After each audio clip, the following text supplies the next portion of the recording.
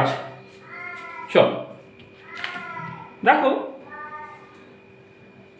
Last ক্লাসে আমরা কোথায় শেষ করেছিলাম?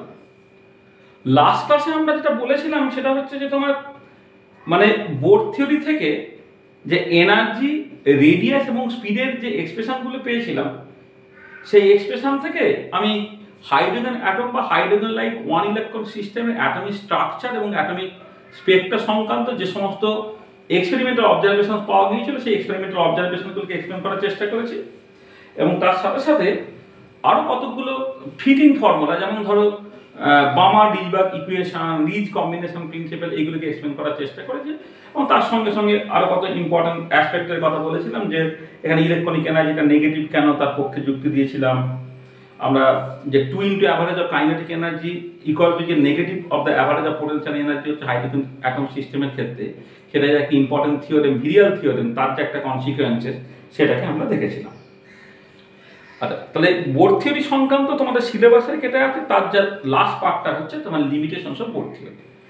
দেখো, বোর থিওরি হচ্ছে one of the most successful theory to describe the atomic structure and atomic Spectra, এবং তার জন্য 1922-তে বোর নোবেল পান। বোর থিওরি এতটা সাকসেসফুল থিওরি, এবং বোর থিওরি হাইড্রোজেন অ্যাটম বা হাইড্রোজেন লাইক ওয়ান ইলেকট্রন সিস্টেমে যে সমস্ত এক্সপেরিমেন্টাল অবজারভেশন ছিল, লং লাস্টেড প্রবলেমগুলোকে সাকসেসফুলি সলভ করতে সমর্থ করেছিল, এবং সেটা one of the revolutionary idea থেকে বোর তার থিওরিটাকে দেন, এবং সেখান থেকে অনেক কিছু এক্সপ্লেন করতে পারা যায়। কিন্তু বোর থিওরির কিছু লিমিটেশনস আছে, সেই লিমিটেশনসগুলো পরবর্তীকালে আরও অনেক মডিফাইড থিওরি দিয়ে সলভ করতে পারা গেছে। কিন্তু খেয়াল রাখবে যে বোর থিওরিটাই কিন্তু বেসিক জায়গাটা, হ্যাঁ। এবারে তার যে মডিফিকেশনসগুলো হয়েছে, সেই মডিফিকেশনসগুলো হয়তো অতটা গুরুত্বপূর্ণ নয় যতটা তোমার বোর থিওরি। মানে সবাই যে একই রকম গুরুত্বপূর্ণ নয় সেরকম নয়, নিশ্চয়ই হাইসেনবার্গ আনসার্টেনিটি প্রিন্সিপাল, ডিবর্গ-জোয়েল particle duality, even Sommerfeld theory, সেগুলো সবই ইম্পর্টেন্ট। কিন্তু বোর থিওরি অ্যাকচুয়ালি বেসিক্যালি পথ দেখিয়ে দিচ্ছে। স্টিল বোর থিওরির কিছু লিমিটেশনের কথা আমাদের বলতেই হবে। আচ্ছা, যেহেতু এই লিমিটেশনসগুলো জাস্ট কিছু ডেরিভেশনের জায়গা নেই, জাস্ট কিছু স্টেট করার মতো বলে আমি এটাকে অলরেডি লিখে রেখেছি। দেখো, প্রথম যেটা বলা হচ্ছে যে Bohr theory is applicable only for hydrogen atom আর hydrogen like one electron ions. আমরা বোর থিওরি নিয়ে কথাবার্তা বলার সময় শুরুতেই এটা বলেছিলাম যে বোর থিওরিটা হাইড্রোজেন অ্যাটম বা hydrogen like one electron ions, যেমন ধরো হিলিয়াম প্লাস, লিথিয়াম 2+, বেরিলিয়াম 3+, বা সোডিয়াম 10+, বা ইউরেনিয়াম 9-1+, তাদের জন্য অ্যাপ্লিকেবল। কিন্তু বোর থিওরিটা তোমার মেনি ইলেকট্রন প্রবলেমস যেগুলো, যেমন ধরো শুধু সোডিয়াম যদি তুমি কনসিডার করো, বা শুধু হিলিয়াম যদি কনসিডার করো, যেখানে তোমার একের বেশি ইলেকট্রন আছে, সেখানে কিন্তু বোর থিওরিটা অ্যাপ্লিকেবল হবে না। মানে যেখানে ইলেকট্রন রিপালশনটা চলে আসছে, সেখানে কিন্তু বোর থিওরি অ্যাপ্লিকেবল হবে না। আচ্ছা, প্রথমে তো অ্যাটমটাকে একটা 2 ডাইমেনশনাল প্রবলেম হিসেবে ভাবা হতো, সেই জন্য অরবিট বা কক্ষ এটা বলা হতো। দেখো, 2 ডাইমেনশনে মানে তোমার যখন বোর থিওরি বলা হচ্ছে, তখন অরবিটগুলো হচ্ছে সার্কুলার, ঠিক আছে। কিন্তু অ্যাটম মানে হাইড্রোজেন অ্যাটম বা হাইড্রোজেন ওয়ান ইলেকট্রন আয়নটা একটা সেন্ট্রাল ফোর্স প্রবলেম, যেমন সূর্যকে কেন্দ্র করে পৃথিবী ঘোরা একটা সেন্ট্রাল ফোর্স প্রবলেম। যেমন হাইড্রোজেন অ্যাটম বা হাইড্রোজেন ওয়ান ইলেকট্রন সিস্টেমের ক্ষেত্রে নিউক্লিয়াসকে কেন্দ্র করে ইলেকট্রন, একটা ইলেকট্রন আছে সেটা করা, সেটাও একটা সেন্ট্রাল ফোর্স প্রবলেম। এবার সূর্যকে কেন্দ্র করে পৃথিবী যখন ঘুরছে, সেই যে সেন্ট্রাল ফোর্স প্রবলেমটা, সেখানে তুমি দেখতে পাচ্ছ অরবিটগুলো ইন জেনারেল ইলিপ্টিক্যাল। তাহলে এটা খুব এক্সপেক্টেড যে atomic orbit for hydrogen atom আর hydrogen like system, hydrogen like one electron ion, সেটা ইলিপ্টিক্যাল হওয়ার কথা। এবং সমারফিল্ড থিওরিতে ইলিপ্টিক্যাল অরবিটের কথা তোমার আসবে, মানে রাদার এটাকে বলা ভালো নন রিলেটিভিস্টিক সমারফিল্ড থিওরিতে তোমার ইলিপ্টিক্যাল অরবিটের কথা আসবে। সেখানে তুমি যদি স্থির থাকো যে প্রবলেমটা অ্যাকচুয়ালি 2 ডাইমেনশনাল, তাহলে অরবিটটা ইন জেনারেল ইলিপ্টিক্যাল বলা উচিত। এটা যে সার্কুলার নয়, সার্কেলটা অবশ্যই ইলিপসের একটা স্পেশাল কেস এটা। আচ্ছা, কিন্তু বাস্তবে অ্যাটমিক স্ট্রাকচারটা কিন্তু 3 ডাইমেনশনাল। পরে তুমি আরো অ্যাকুরেট থিওরি, যেটা তোমার কোয়ান্টাম মেকানিক্সের উপর বেস করে, যেমন ধরো তুমি মানে স্ক্রোডিঞ্জার ইকুয়েশনের উপরে বেস করে যে ওয়েভ মেকানিক্যাল মডেলটাকে করা হবে, সেখানে দেখবে তুমি একটা 3 ডাইমেনশনাল পিকচার পাবে, যেখানে অরবিট এই কনসেপ্টটা রিপ্লেস হয়ে যাবে অরবিটালে। ইলেকট্রন একটা পার্টিকেল, সেটা রিপ্লেস হয়ে যাবে ইলেকট্রনের একটা ওয়েভ পার্টিকেল ডুয়ালিটি আছে। তখন অরবিটাল বলে একটা কনসেপ্ট তোমাকে ইন্ট্রোডিউস করতে হবে, সেটা হচ্ছে নিউক্লিয়াসকে কেন্দ্র করে একটা 3 ডাইমেনশনাল রিজিয়ন, যেখানে তোমার ইলেকট্রনকে পাওয়ার একটা ফাইনাইট প্রবাবিলিটি আছে। The 3 dimensional region around the nucleus where there is a finite probability of finding an electron, সেটা বেসিক্যালি তোমার অরবিটাল।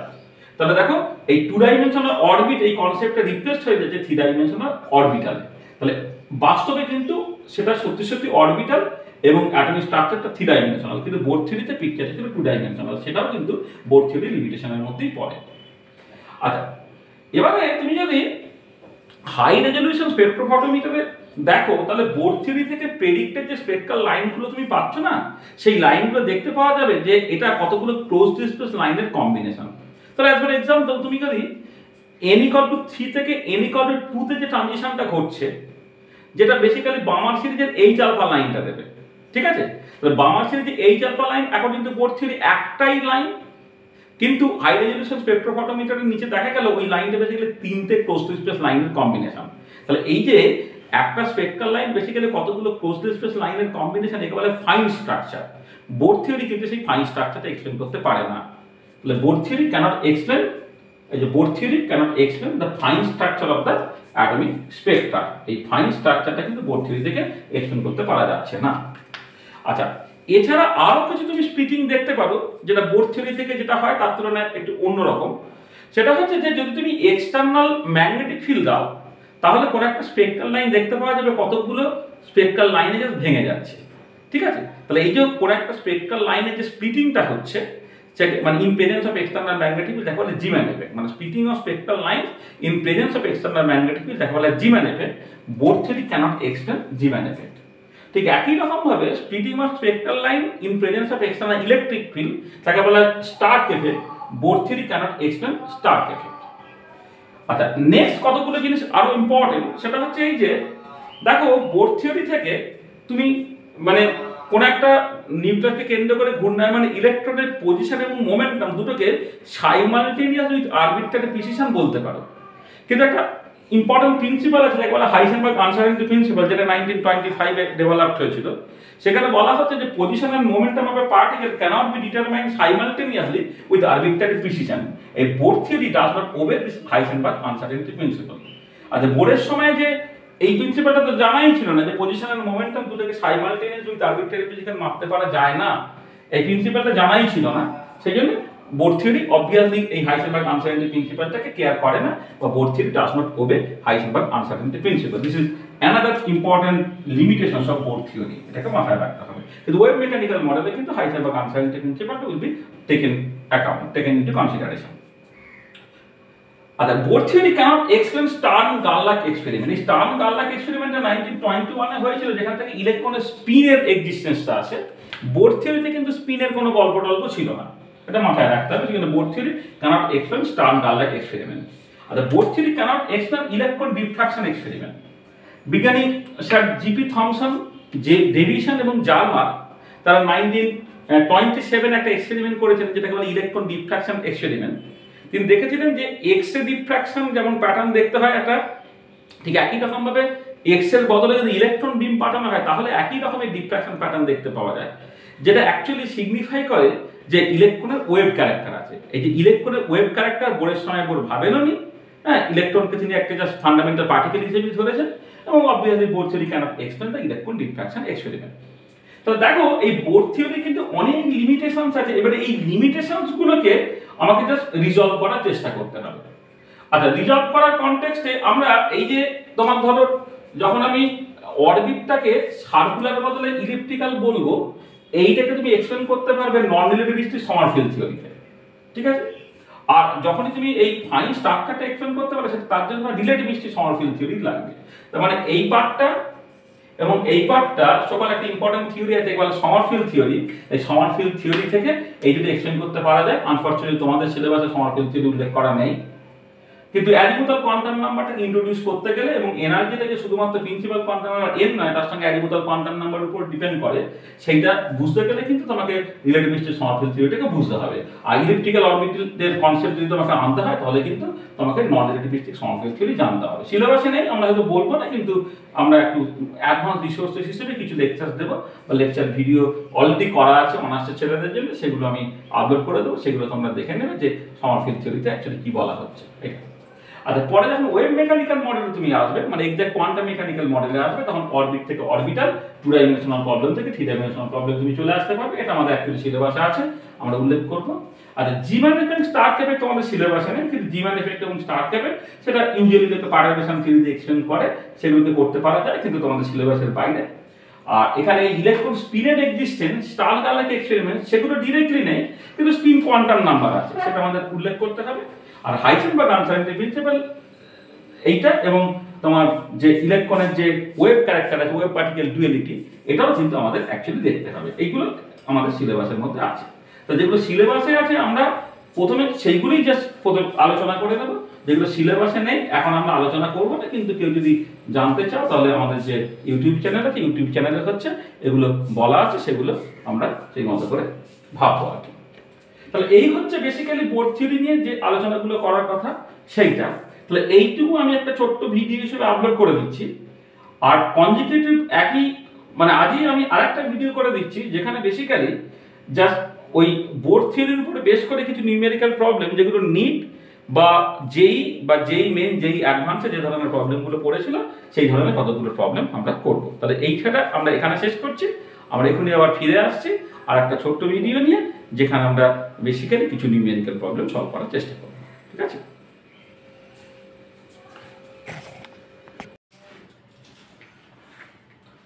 চলো, তাহলে এখন আমরা বোর্ড থিওরির উপরে বেশ করে কিছু নিউমেরিক্যাল প্রবলেমস করার চেষ্টা করবো, যে নিউমেরিক্যাল প্রবলেমগুলো নিট বা যেই মেন বা যেই এডভেন্স বা ওয়েস্ট বেঙ্গল যেই বা কখনো কখনো তোমার বোর্ড এক্সামে পড়েছে। তাহলে একটা প্রবলেম যেটা তোমার নিটে পড়েছিল সেটা এরকম বলছে, the frequency of radiation emitted when the electron falls from n equal to 4 to n equal to 1 in a hydrogen atom will be। আচ্ছা, এখানে প্রবলেমটা যখন তুমি পড়ছো খেয়াল করো যে কি কি ইনফরমেশন তোমার দেওয়া আছে। তোমার ইনফরমেশন যেটা দেওয়া আছে সেটা ionisation energy of hydrogen atom, সেই ইনফরমেশনটা দেওয়া আছে, আর প্লাঙ্ক কনস্ট্যান্টের ভ্যালুটা তোমার দেওয়া আছে। দেখো, এমনিতে আমরা যে ওয়েভ নাম্বারের এক্সপ্রেশনটা বের করেছিলাম in terms of Rydberg constant, সেটা একরকম ভাবে করা যায়, কিন্তু এখানে সেই ইনফরমেশনটা তোমার তার থেকে বেশি ইম্পর্টেন্ট হচ্ছে যে আয়নাইজেশন এনার্জি, এই এক্সপ্রেশনটা দেওয়া আছে। আচ্ছা, আমরা একটু আগে থেকে শুরু করছি। দেখো, হাইড্রোজেন অ্যাটম প্রবলেমের ক্ষেত্রে যে এনার্জি এক্সপ্রেশনটা সেটা কত হয় না, minus m z square e to the power 4/8 epsilon 0 square n square h square, এটা হচ্ছে এনার্জির এক্সপ্রেশনটা।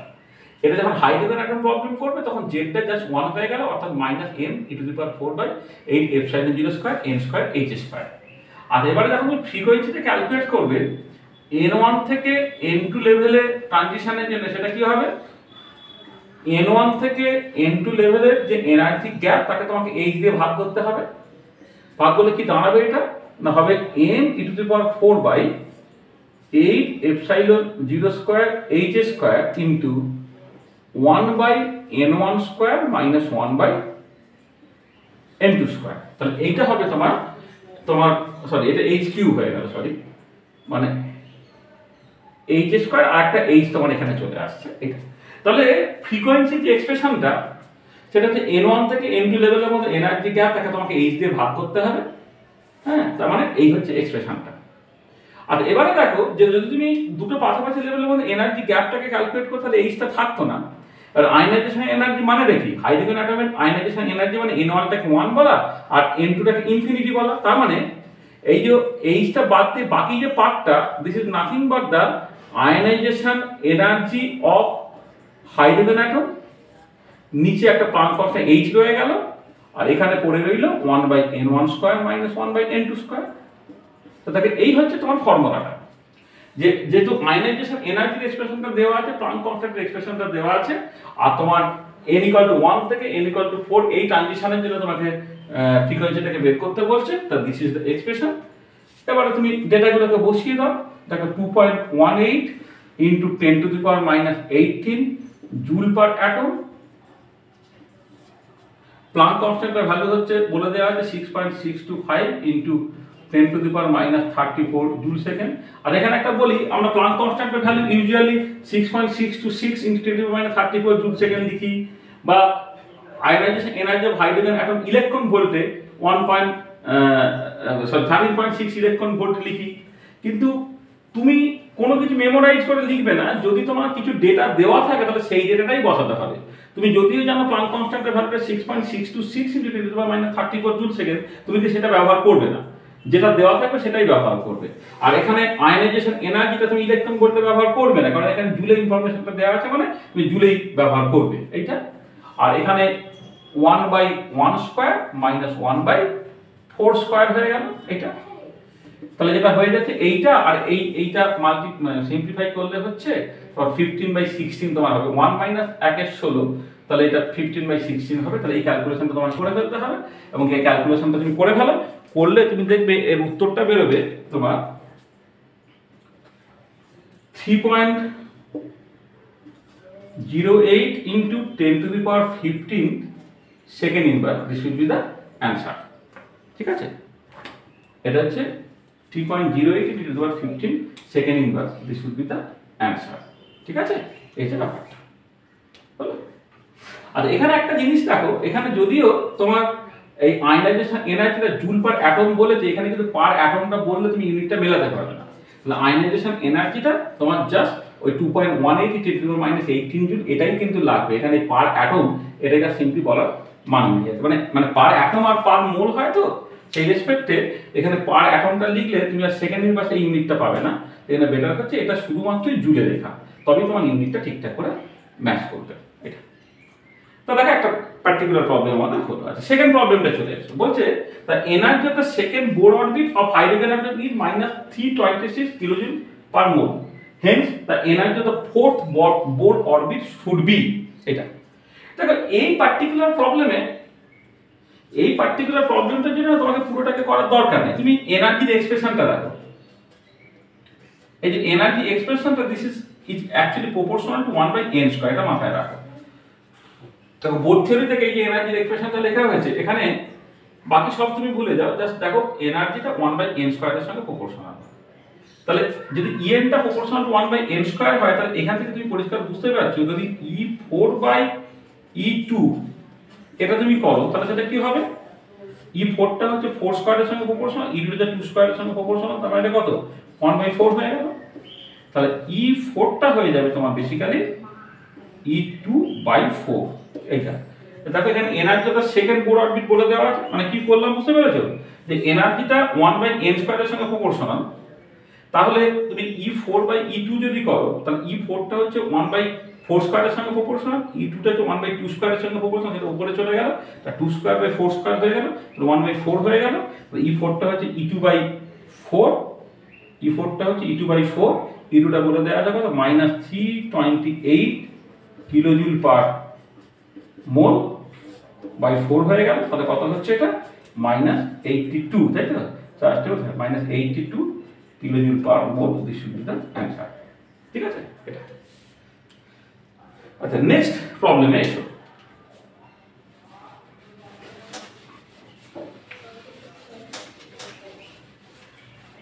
মুছে দিলাম।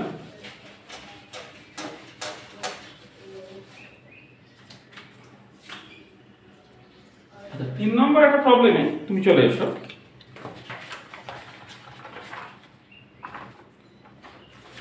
আচ্ছা, প্রবলেমটা বলছে, যেটা তোমার নিটে 2017 পড়েছিল, বলছে for hydrogen atom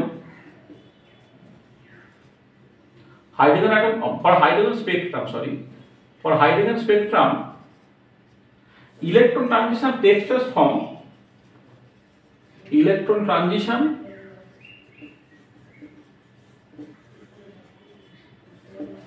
takes place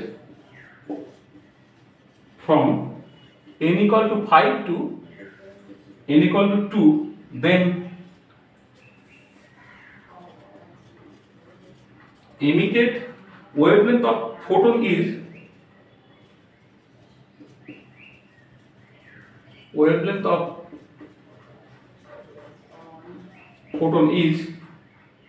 434 nanometer. The wavelength of photon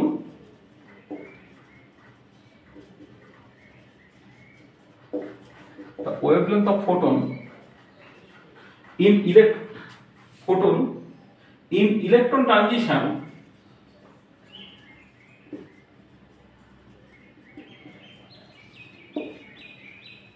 from n equal to 4 to n equal to 2 will be বলে তোমার চারটে অপশন দেওয়া আছে।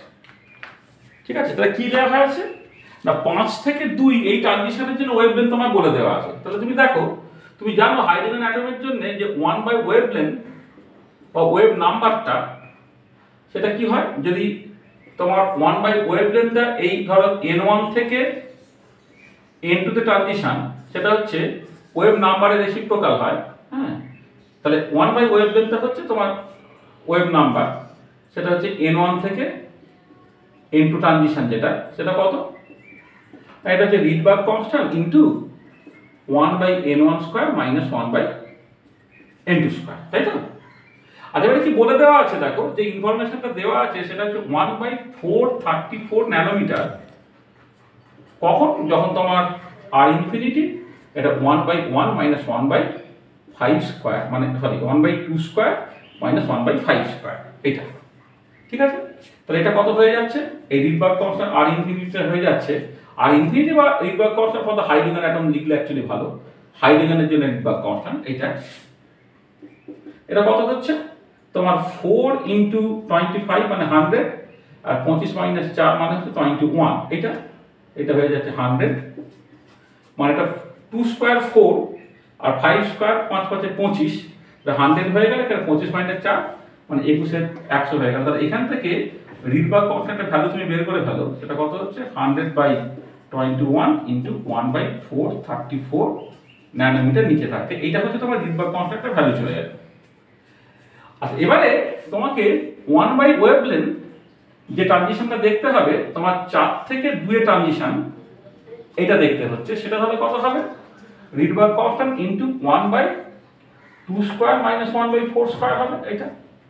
তাহলে দেখো রিডবার্গ কনস্ট্যান্টের ভ্যালু হচ্ছে 100/21, নিচে আছে 434 ন্যানোমিটার ইনটু এটা কত হবে, এটা নিচে 16 রয়ে গেল, আর এখানে 4 4 16 থেকে 4 তাহলে 12 হয়ে গেল এটা। ঠিক আছে, এটা তোমার মানে আমি জাস্ট এটা হয়তো মানে 2 স্কয়ার আর এটা আছে তো 4 স্কয়ার, তাহলে 4 4 16 যদি তুমি নাও, তাহলে 16 নিলে এখানে হচ্ছে, ও সরি এটা ভুল করলাম, 16 যদি তুমি নাও এখানে 4 মাইনাস থাকে 3 এর 16, তাই না? দেখে নাও একটুখানি, এখানে বিয়োগটা যখন তুমি করছো 1/2 মানে 1 এর 4 মাইনাস 1 এর 16, তাহলে 16 কমন নিলে তোমার বেশি 4 মাইনাস 1 তাহলে 3 এর 16 হচ্ছে এটা হলো। তার মানে ওয়েভলেন্থ ওই 4 থেকে 2 এর ট্রানজিশনের জন্য কি হবে, এটা রেসিপ্রোকাল নিয়ে নিতে হবে। তাই 21 into 434 into 16 divided by 100 into 3 nanometre. এই ক্যালকুলেশনটা কি করে নাও, ক্যালকুলেশনটা করে নিলে তোমার উত্তর বেরোবে 486 nanometre. 486 nanometre this will be the answer. করে দেখে নেবে, উত্তরটা বেরোবে 4 তোমার 86 nanometre this will be the answer. ঠিক আছে, বুঝতে পেরেছো কি টাইপের কিভাবে প্রবলেমগুলো তুমি করছো? আর আরেকটা খুব সহজ প্রবলেম দিয়েছে দেখো, যেগুলো নিউমেরিক্যাল প্রবলেম নয়, বলতে which of the following series of transitions in the spectrum of hydrogen atom fall in the visible region? Obviously Balmer series, Lyman Balmer পার্সেন্ট ব্র্যাকেট এই চারটা অপশন দেওয়া আছে, তাহলে বামার সিরিজ এটা হচ্ছে নিচে 2019-এ পড়েছে। ঠিক আছে, আচ্ছা আরো কিছু নিউমেরিক্যাল প্রবলেম। আচ্ছা আরেকটা খুব ইম্পর্টেন্ট প্রবলেম দিয়েছে যে in Bohr's atomic model radius and energy in orbit is related to, মানে রেডিয়াসটা এন এর উপরে কেমন ভাবে ডিপেন্ড করে আর এনার্জিটাই বা কেমন করে তোমার ডিপেন্ড করে, সেই একটা পার্টিকুলার প্রবলেম দিয়ে সেই প্রবলেমটা তুমি সাডেনলি করতে পারবে। হ্যাঁ, তোমার আমরা তো এনার্জির এক্সপ্রেশন এবং রেডিয়াসের এক্সপ্রেশন সব করে দিয়েছিলাম, সেখান থেকে তুমি এটাকে করে ফেলতে পারছো। আচ্ছা আরেকটা প্রবলেম তোমায় দিই, সেটা হচ্ছে যে যেটা হয়তো ডিরেক্টলি বোর্ড থিওরির প্রবলেম নয়, কিন্তু এটা তুমি করতে পারবে, যেটা বেসিক্যালি ইলেকট্রোম্যাগনেটিক রেডিয়েশনের প্রবলেম। সেই ইলেকট্রোম্যাগনেটিক রেডিয়েশন আমরা পড়বো। বলতে ক্যালকুলেট দ্য এনার্জি, তাহলে প্রবলেমটা প্রথমে বলে দিই।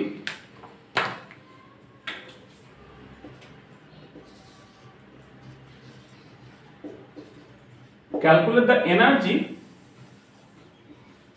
in joule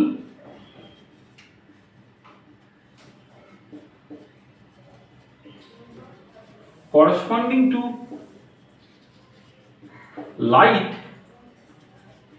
of wavelength 45 nanometre. দেখো খুব সহজ ব্যাপার। তাহলে এটা হচ্ছে একটা জিনিস আমরা পরে এগুলো শিখে নেব যে এনার্জিটা সবসময় এইচ নিউ বা এইচ সি বাই ল্যামডা বা এইচ সি নিউ বার এটা হয়। তাহলে এখানে তোমার ওয়েভলেন্থ বলে দেওয়া আছে। তাহলে এইচটা হচ্ছে 6.626 into 10 to the power minus 34 joule second, speed of light 3 into 10 to the power 8 metre per second, আর ওয়েভলেন্থ কত বলে দেওয়া আছে 45 nanometre, 45 into 10 to the power minus 9 metre. এইটা ক্যালকুলেশনটা একটু করবে, করে উত্তর বেরোবে 4.42 into 10 to the power minus 18 joule. আচ্ছা দেখো যখন কোনো নিউমেরিক্যাল প্রবলেম করবে না, নিউমেরিক্যাল প্রবলেমের ডেটাগুলো বসানোর সময় সবসময় কিন্তু উইথ ইউনিট বসাবে। ইউনিট বসালে দেবে তোমার ইউনিটগুলোও কেটে যাবে, মানে দেখো মিটার মিটার কেটে গেল, সেকেন্ড সেকেন্ড ইনভার্স কেটে গেল, তাহলে জুলে অ্যান্সার আসার কথা, জুলে অ্যান্সারটা তোমার চলে এসেছে। তাহলে ঠিক এই রিলেশনের উপরেই বেস করে আরো প্রবলেমস আছে। ধরো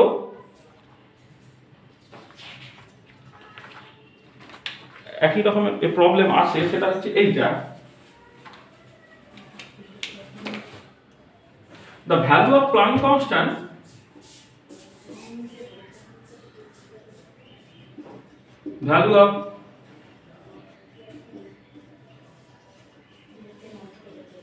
Planck constant is 6.63 into 10 to the power minus 34 joule second. That's it. The velocity of light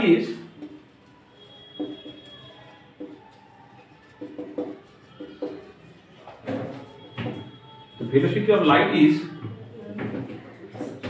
(3.0 into 10 to the power 8 meter per second). Which value is closest? Which value is closest to the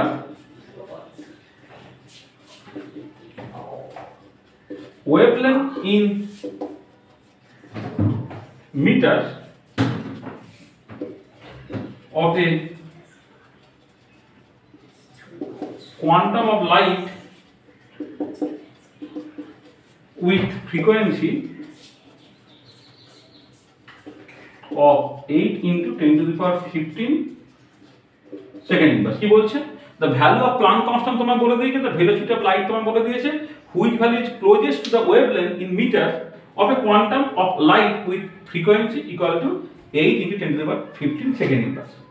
দেখো এখানে তোমার যে রিলেশনটা লাগবে সেটা হচ্ছে এই new into lambda, এটা হচ্ছে স্পিড অফ লাইট, তাহলে সেখানে তোমাকে ল্যামডাটাকে বের করতে হবে সি বাই নিউ, এইটা যেখানে স্পিড অফ লাইটটা বলে দিয়েছে 3 into 10 to the power 8 metre per second, আর ফ্রিকোয়েন্সিটা তোমায় বলে দিয়েছে 8 into 10 to the power 15 second inverse. তা তোমার মিটারের উত্তরটা বেরিয়ে যাবে। তাহলে উত্তরটা তোমার এখান থেকে হবে হচ্ছে 3.75 into 10 to the power minus 8 meter. This is the answer. This is the answer. ঠিক আছে? তাহলে দেখো এইরকম করে জাস্ট মোটামুটি যেগুলো চোখের সামনে পড়েছিল এই রিলেটেড যে নিউমেরিক্যাল প্রবলেমগুলো সেটা আমরা করে দিলাম।